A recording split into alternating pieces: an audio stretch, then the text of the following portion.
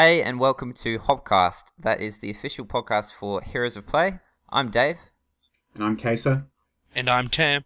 Good to have you on today, guys. We're trying to do a monthly podcast. We're just sneaking this one in before the end of July. But I think we've got plenty to talk about for July. Some of it Tam might have missed because he's been away on holiday. Hope you enjoyed yourself over there, Tam. Yeah, thanks. It was pretty good. But now I'm back, so let's get this. Exactly. Back to work. Well, while you were gone, just last weekend, Case and I went and checked out AVCon, which of course has been happening for a while now. Case. Yeah, Anime Video Games Convention. It started in something like 2002 at Adelaide University. Yeah, that's gone back a very fair while. Few people, maybe 100 or 200. And I think I went to the second one 2003. It's at the Convention Centre in Adelaide now with many thousands going. Yeah, so I hadn't been for a couple years because I was going to PAX for a while instead, saving my pennies for that. So I had been to AVCon a couple years in a row, and it was sort of like the same thing. Definitely different this year because I hadn't been for so long, and they definitely changed the layout. I think the convention center's actually had some upgrades too, hasn't it? Yeah, the convention centre's had some significant upgrades, particularly on the western side. So that's where you enter now from the west near Morfett Street. And they've got a brand new big main hall for their major events like the cosplay competition, etc. But the familiar spaces that have been there in previous years were open as well. So there's still heaps of people at AVCon, but it just seems like there's a lot more space to walk around now, which is definitely a good thing. Yeah. Some of the things I feel like they'd made a lot of improvements in organisation, particularly around some of the video game tournaments. There's a bit of an old adage that if you're going to a video game tournament at AVCon, just expect it to run a few hours late and be terribly organised. But to their credit, it was quite... I mean, look, things did run late, but not to the extent that they had in the past, and it was generally quite a smooth experience. What were some of your personal highlights, Case? They varied, but I thought the Nintendo booth was always good. It's nice to see them support. It is a significant convention and event in Australia, but for Adelaide, it's good to have them come out. They had the new games there on show. They had Mario vs. Rabbids Kingdom Battle and the new Pokken, which I didn't play, but I did play the Rabbids versus Mario Kingdom Battle, and that was really enjoyable just to get a hands-on on that, which was surprisingly fun. Seeing a lot of familiar faces and friends was good. I mean, I spent a bit of time with the Smash Brothers community in South Australia, so lots of friends and people to say hi to. Yeah. Cool. Yeah, just on the Nintendo booth, do they usually make the trip to AVCon? They seem to be there in a big way this year. Yeah, they have been in the past. I can't speak for each year because I haven't been in the last year or so, but they had been in previous years and had nice little setups. What was kind of interesting for me was this was the first AVCon year that was sort of the Switch era. Now, I did see a few people actually still doing Street Pass, and that was always huge, as was it with PAX as well. But I think that's toned down so much more, and I brought my Switch, didn't end up really using it except for playing a bit of Splatoon single player on the bus over.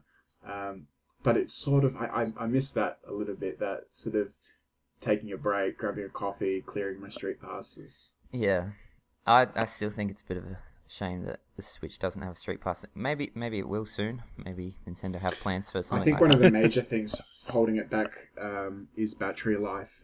Battery with Street Pass would always get a little bit of a drain. Not too bad, but the Switch just doesn't really have anything comparable in terms of battery life. My personal highlights are pretty well the same as yours. Nintendo's always good, and catching up with everyone. I didn't really get to catch up with you much, but I still got to see you. I didn't end up seeing Drew. He used to go by the names Mojo and Drewby. I just kept missing him. I think I saw him, and he said he saw me all in 5 seconds. He said he saw me playing Smash Brothers at one point. I didn't see him at all. Did manage to see Guggenheimer Lucas a couple of times. So that was nice to catch up with him. Nice to see another Castle face amongst us. Yeah, that segues well into our next question. Do you think AVCon's worth an interstate trip? Like, it's definitely not as big as ones like PAX and Supernova and Comic-Con and all those, but Gook made the trip over. We probably should have asked him whether it was worth the trip, but he's a bit different because he just made the trip over purely for the Splatoon community, and I think he did get to check out a bit more of AVCon on the Sunday, but his Saturday was pretty much just all setting up for Splatoon community. So yeah, and Sunday actually he was dedicated to cosplay. I got to see him on the main stage, so he had a pretty busy Sunday as well. He went as the pirate from Monkey Island. Yep. And I learned later, got seconds in the skit category. So he got up with his piano accordion, busted out a little tune. And yeah, I mean, I didn't see all of it. I saw the beginning and kind of left a little bit after he went up. But his was by far the most impressive, particularly with the skit. And I heard he lost to a violinist who he said he'd been playing the piano accordion for 10 years or something like that. And the violinist said, only 6 months. So I think he was a bit salty that that comment perhaps tipped him over. But yeah, what you were saying is it worth it? Look, it's hard for me to say because I'm an Adelaide local and I've been going for years. I enjoy the community aspect. It's very much, compared to things like Supernova and even PAX, the good thing about AVCon is it's really grassroots. So there's just lots of volunteers there, people who are really passionate about video games or anime or both. And they give their time to be a part of it and organise it.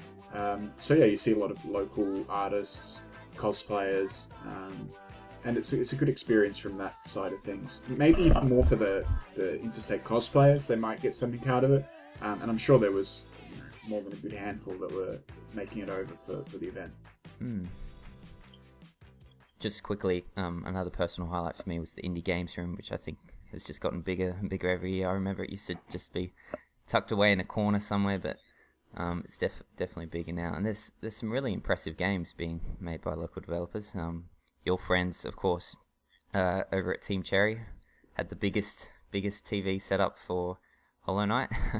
Yeah, it was a massive flat screen, and they had lots of people coming up and enjoying the game. I talked to, I got introduced to a friend of one of my friends there, and they said, Case knows one of the guys from Hollow Knight, and the guy just basically emptied his soul to me. I don't know how to describe it, but he just he just confessed to me how much he loved the game, and I love the game too, but it's really quite exciting to see how much of a fandom they've created around it and the passion of their community, whether it be local or overseas. But as you were saying, the indie section as a whole, it's really grown.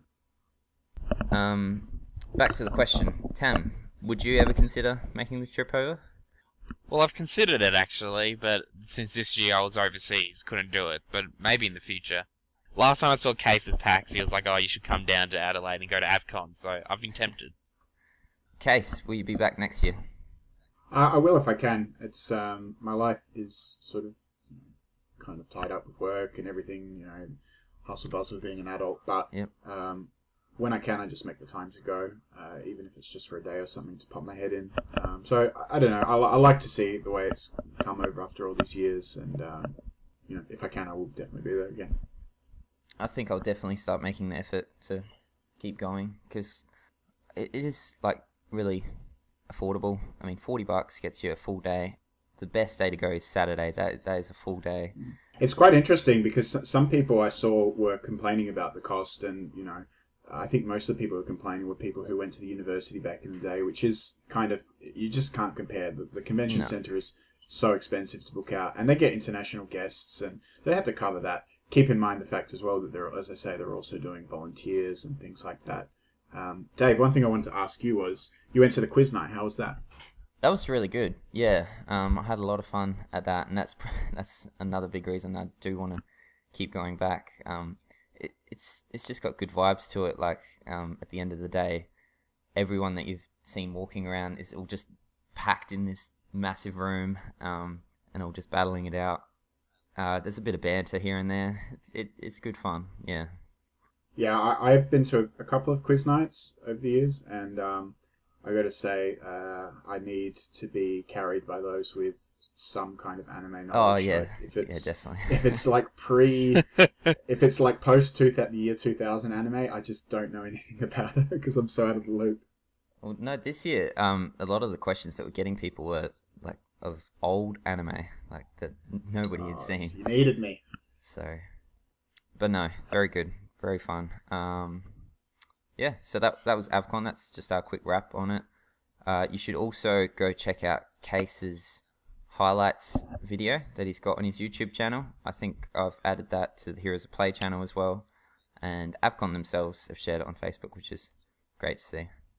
Yeah, nice of them to do. It was something really rough, quick, and I just tried to throw something up by the Sunday night. So I was happy with how it turned out. Don't be so modest, Case. Glad to see. I think you did a great job with it.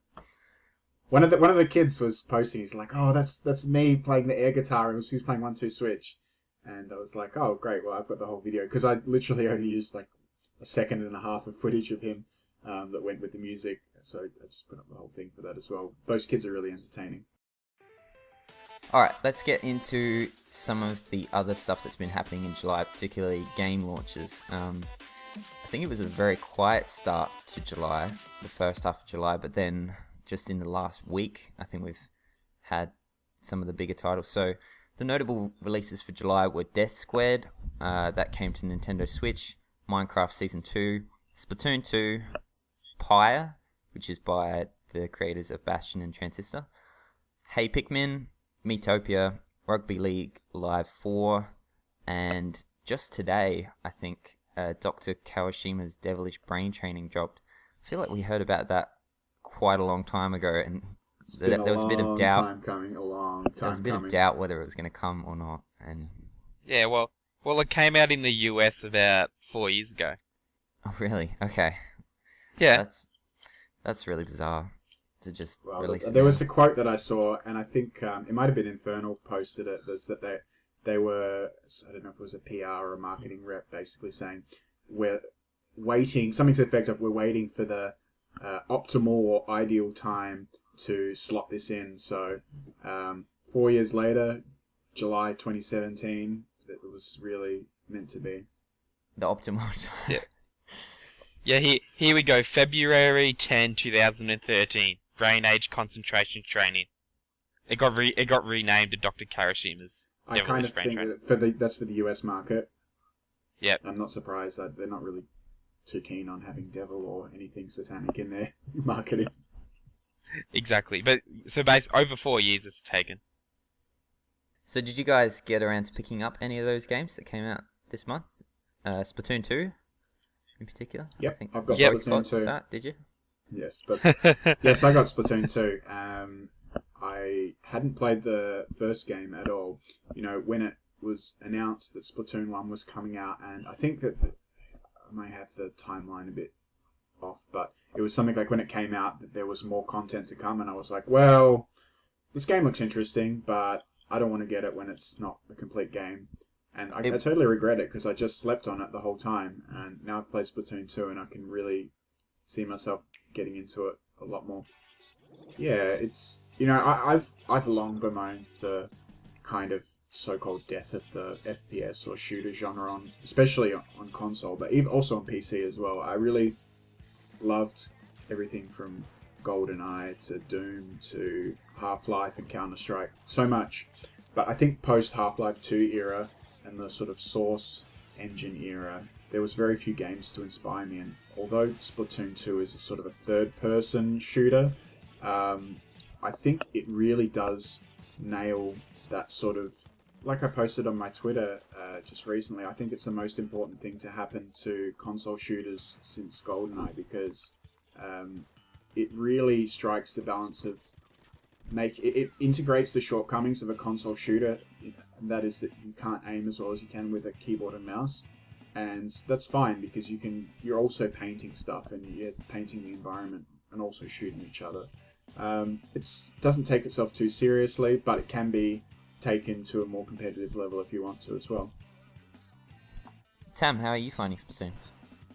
Yeah, I'm enjoying it. I only picked it up on Thursday and didn't really start playing it until last night with a couple of my friends, and I'm enjoying it quite a bit. It's very similar to Splatoon 1, but I think it builds upon the formula enough to warrant a sequel. I think there's some nice mechanic changes and some slightly different weapon types and that sort of thing. It very much builds upon what the original Splatoon ended up being after all the content updates and map updates and all that sort of stuff. It's quite interesting to compare where the original Splatoon started to where Splatoon 2 is, just to see how much the community is built up. You have the competitive scene now. So I think it's a formula that is going to stay around. I think Case is right. It is very defining of the multiplayer shooter genre. Yep, Splatoon 2 is probably the game that's tilting me towards buying a Switch the most. But I think I'm still going to hold off till later in the year. That's just me. It'll be interesting because the Wii U obviously was quite undersold in Nintendo's sort of suite of console history. Yep. But there was quite a lot of Splatoon support, especially in Japan. Like those things are selling like hotcakes in Japan, more so than in the West, I think. And I think it'll be very defining for the Switch in terms of what kind of success it gets in in its legacy. I think it is a system seller because if you look at the other games coming to Switch this year or they've already released, Breath of the Wild was a Wii U title, even though most people picked it up on Switch, I think. And then apart from that, Mario Odyssey is probably the only really big one. ARMS is another one that's sort of gaining a following. I'm sort of a bit uncertain about the long-term future of ARMS. I gotta say, from a new IP design point, I thought it was amazingly put together. Like, the characters are all really unique. Yep. It gives me that, it's kind of like in the age of sort of Overwatch, with the approach to character design and new IP. They've sort of created these interesting characters with different personalities and abilities.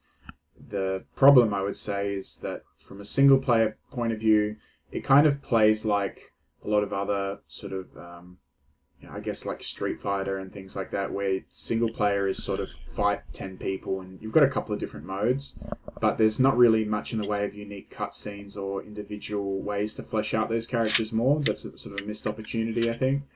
And then following on from that, the multiplayer, while a lot of fun, once you start to get a bit deeper into it, it's not so interesting from a spectator point of view, but also it's quite a defensive game. You wait quite often to just punish the other player rather than being busy and active yourself. It's very much a bait and punish. So there are a lot of timeouts and a bit of defensive play. Yeah, you're spot on about that, because I picked up ARMS and I've enjoyed it, but I really don't see it having much longevity, really. Splatoon 2, I don't think anyone's playing ARMS now as well, that Splatoon 2 is out. Exactly. And I think Splatoon 2 has a future of a competitive scene. I don't see that for ARMS. Yeah, it'll be the sort of game you pull out occasionally to play with some friends, like not in a serious manner. Nintendo have created a new arm of their, I guess, public messaging called Nintendo Versus. So they have been trying to promote games like ARMS, and they've had there's been some ARMS competitions. There's a guy who plays Springman, who's also a Little Mac main in Smash Brothers, who's won the last two big tournaments, called Sol, his name is. But it's the long-term sort of legacy for it remains to be seen. Did you guys pick up any of the other games? Hey Pikmin, Miitopia, those. I'm sort of done with Miis. I don't want any more Mii games. I don't know about you guys. Well, I'm currently playing Death Squared for a review.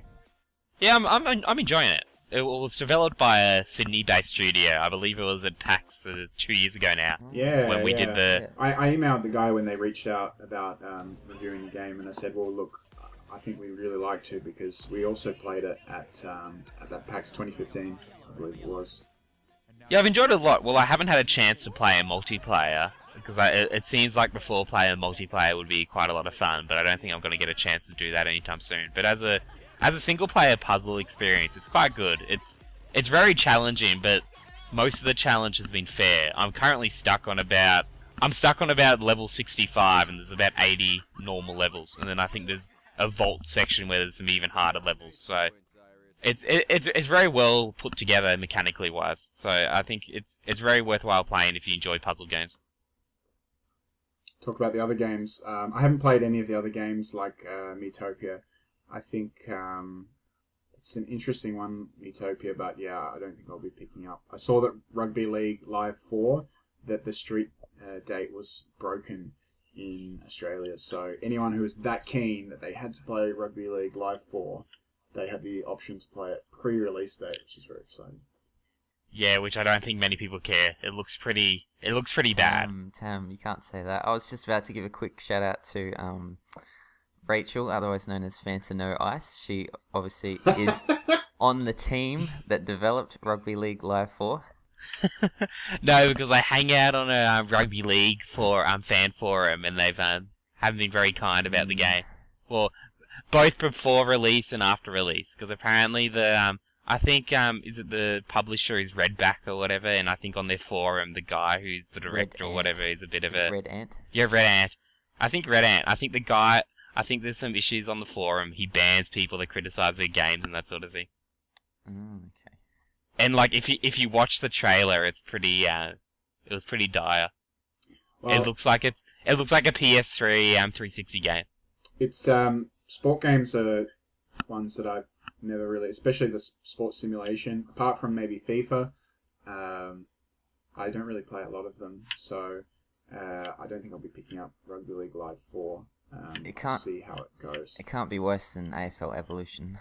That was probably not. That was terrible. Though apparently Big Ant went to war with NRL memes on Facebook for some reason. Ooh, that's always going to. They had a social media fight with a meme page. I don't think that's the most smart move, PR wise, marketing wise. All right, let's move on. Was there anything else we've been playing? I think we already touched on ARMS. I've been playing a heap of the Crash Bandicoot Insane trilogy, which you guys probably already know because I keep spamming the Another Castle Discord with all my clips. But, yeah, I've been playing the final Witcher 3 expansion, Blood and Wine, or I was playing that up until Splatoon 2 came out. Okay. So I'm trying to work my way through that, which is late but really good. And before that, actually, I played the fan translation of Seiken Densetsu 3, which is Secret of Mana, what was going to be Secret of Mana 2 in the West, which never came out for Super Nintendo. So I found a nice little way to play the fan translation on the original Super Nintendo, and it was really fun. It was sort of like a classic JRPG in the sense that the pacing kind of drags on a little bit, but it had solid mechanics and looks really beautiful for a sprite-based Super Nintendo game, and the soundtrack was very memorable as well. Yeah, well, I played a bit of ARMS, but at the start of July, I finally finished Radiant Historia on the DS, which is a really good JRPG. And it's being remade, well, a remake is being released on the 3DS, I think, started next year. It just came out in Japan. So I'd very much recommend picking that up and trying it, if anyone wants to give their tired 3DS another go. Because it's a really good JRPG, involves a bit of time travel, it's pretty streamlined, pretty well paced. I was quite surprised. I think it's one of my favourite DS games now, actually. Oh, wow. Really good game. The other one I've been playing, which actually I should mention because I've been doing it a lot on stream, is a game called Don't Starve Together. A couple of months ago, I had a LAN party with sort of my old high school friends, which we do every once in a little while, and it was recommended by a friend. It's about $15, so not very expensive. A simple sort of 2D kind of like the Nightmare Before Christmas sort of twisted art style, but like 2D drawn style survival game. So you're just dumped in like a procedurally generated world with different biomes and resources, and the environment's very stacked towards making you die through, whether it's from hunger or exposure or monsters. And it's quite a lot of fun, actually. I've been playing that with my fiance and occasionally with actually her brother and sister, and some of my friends have been joining us as well. Betas. Always love a good beta. I haven't been checking them out, though, this month, and I probably should just bite the bullet and clear some hard drive space on my PS4. But so I didn't get to play the Destiny 2 beta. I don't know whether that was any good. Did you play the first? I didn't play the first Destiny. I was curious to play it. I've missed my opportunity. But I might still keep an eye on it. And the other one is Lawbreakers, which I haven't been following at all either. But I have some friends that have been playing the beta. That's going on this weekend, and it's got like Overwatch vibes to it. It's very sort of like team-based objectives type thing, but there's like no gravity sort of action.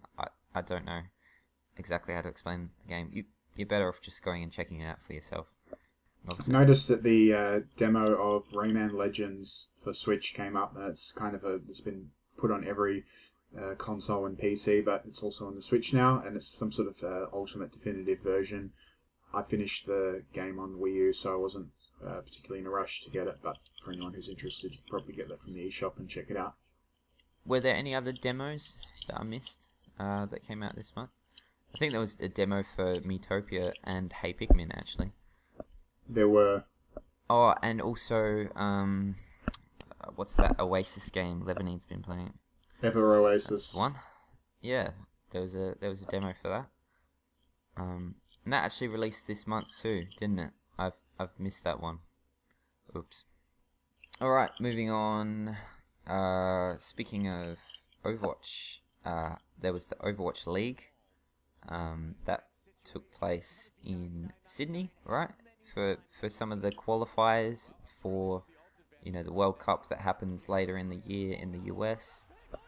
So Sydney hosted some qualifying matches. Team Australia got through all of their qualifiers. I think they lost the last one to Sweden, and then they had to face off against Japan in the final. I didn't get to watch it, but it was apparently very exciting. And yeah, Australia came out on really top. Exciting for Australia. I mean, we're not a country which performs super well on the international stage when it comes to esports, and there are a couple of reasons for that. One is that we don't have a super big population, despite our level of dedication. Two is that we're geographically isolated, and internet kind of makes it a bit difficult to match up against high quality competitors from other scenes. But it's an absolute coup for Australia, and what better a stage to do it on than right at home. The crowd reaction, you should see. I think Twitch Australia, New Zealand posted out a great little GIF of it, and you see all the flags flying and people jumping around. It was a great moment. Also, the teammates celebrating, very exciting. Yeah, the Overwatch League, definitely appeals to me. I'm excited to see it grow. It's very early stages, and apparently teams had to put in like serious money to compete in this thing.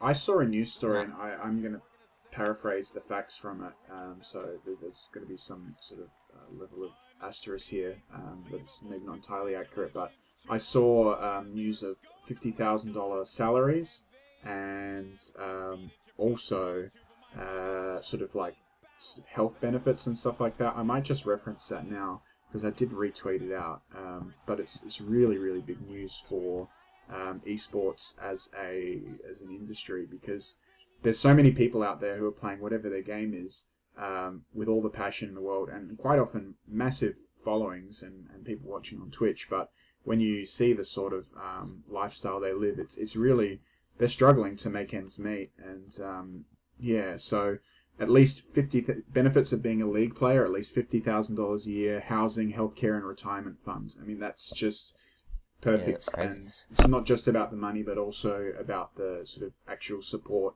in terms of legitimacy as an actual sort of competitive sport. I think it's fantastic for it.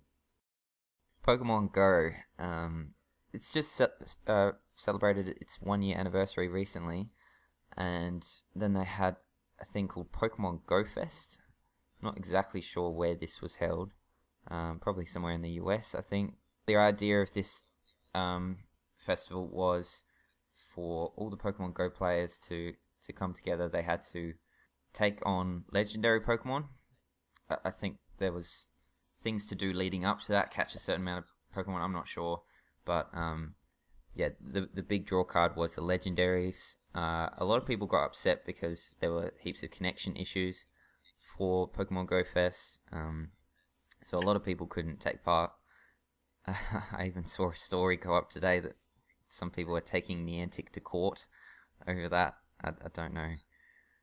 Good luck with that. Yeah, I don't know why you would do that. That's just... Anyway, and yeah, after they'd succeeded in their mission, whatever it was, the rest of the world is now able to obtain these legendaries. They still have to team up with their fellow, whatever you call them, Team Mystic, Team... I can't remember them. Team Instinct, Team Valor, and Thank you, Team...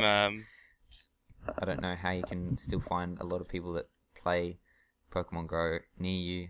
Probably Facebook. I still have Facebook groups. 2 friends of mine who are playing it quite regularly, which is surprising, but they're very active in it. I will say they're both working part-time, if that, so they have a bit more free time than I, but they are... one of them in particular has been, I would say he's probably, although he said he had a break, I think he's been playing more or less full-time since the game came out. Wow. Yeah. Oh, well, that's definitely dedicated fans. Yeah. Apparently, there's these raid battles that you have to partake in to obtain a legendary, and you need a significant size team to take on these things because they're just too powerful. So you can't... I think that's a pretty good move can't go it on alone. Their behalf, because there was quite a bit of a... Like, although people were going around catching Pokemon by themselves, there was not... The one thing I found about Pokemon Go at the time was it was still very individualistic. Apart from saying, hey, there's a Pokemon here, let's both go get it. There was not really much in terms of trading or things that you could team up to do outside of both catching the same Pokemon.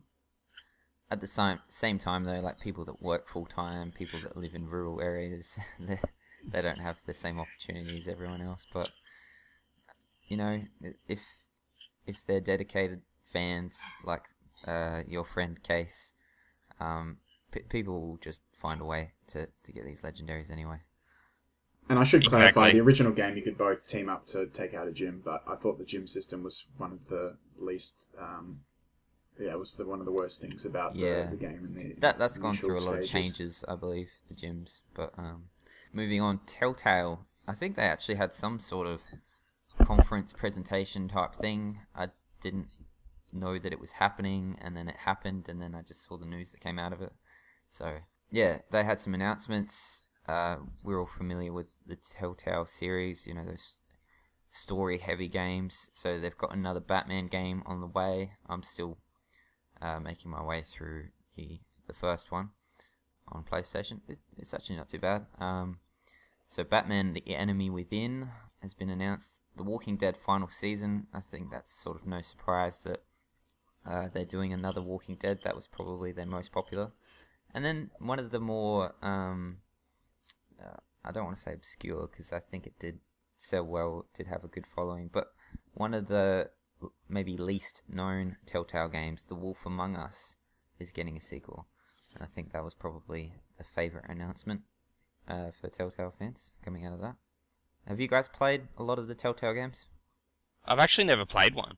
I'm going to have to echo Tam. I've never played a Telltale game. Guys. I like the concept of it, but I haven't even played so much as like, what was the first one?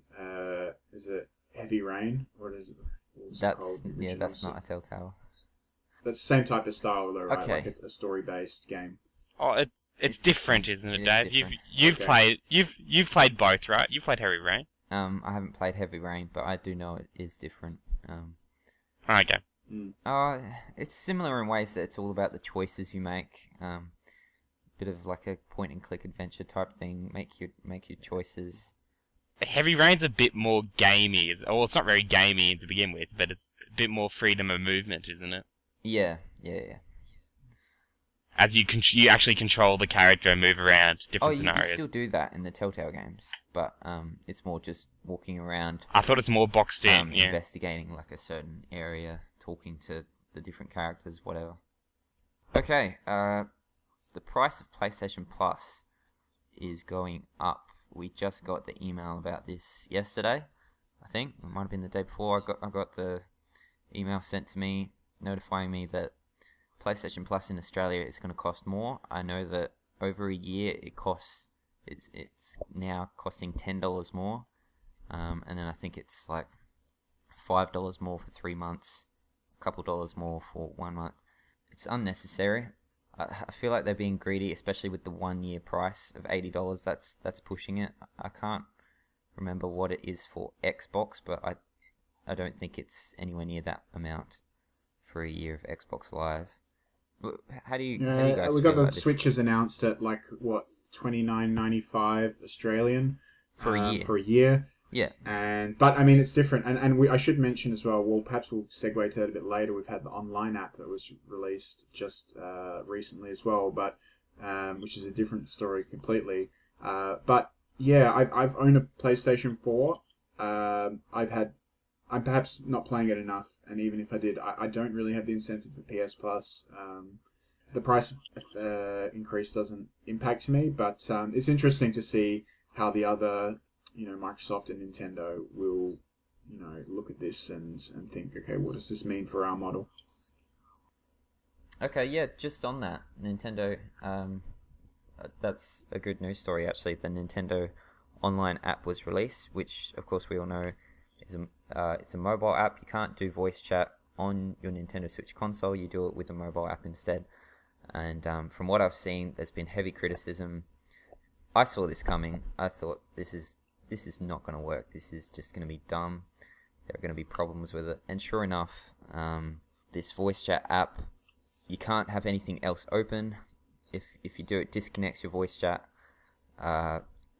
If your screen locks, I think it cuts it out as well. It zaps the battery like no tomorrow. It splits you in teams because the voice chat app works by the game you're playing. So you'll be split into voice chatting with your team, and the other team will be voice chatting by themselves. Fair enough for like a 4v4. You don't want to be hearing each other. That actually makes a lot of sense. But when you just want to have a bit of banter with your friends, whether it's a 2v2 or even a 1v1 splits you. You can't actually voice chat together 1v1. That just doesn't. I think that they've been a little bit rushed in trying to get it out, obviously, for Splatoon, and that they did make commitments to. I think they're really trying to get people excited and justify. This is a big step for Nintendo, having a paid online service, something they've never done before. They will probably need to, if I was them, hit the app developers into overdrive and really start to iron it out as soon as possible. Yeah. Because, if nobody's using it, then really you're taking a good chunk of its usefulness away and its value. But we'll have to see what comes. I have a feeling that, if they have any proper sense about them, that we'll see some significant improvements over the next month or so, but we'll have to see. I've not tried the app myself, but like you, I've seen a significant amount of the criticism to it at this point. Yeah, I haven't touched it yet. Didn't really even know it was out, honestly. Speaking of Nintendo Switch, some more positive news about it is that it has sold 4.7 million units.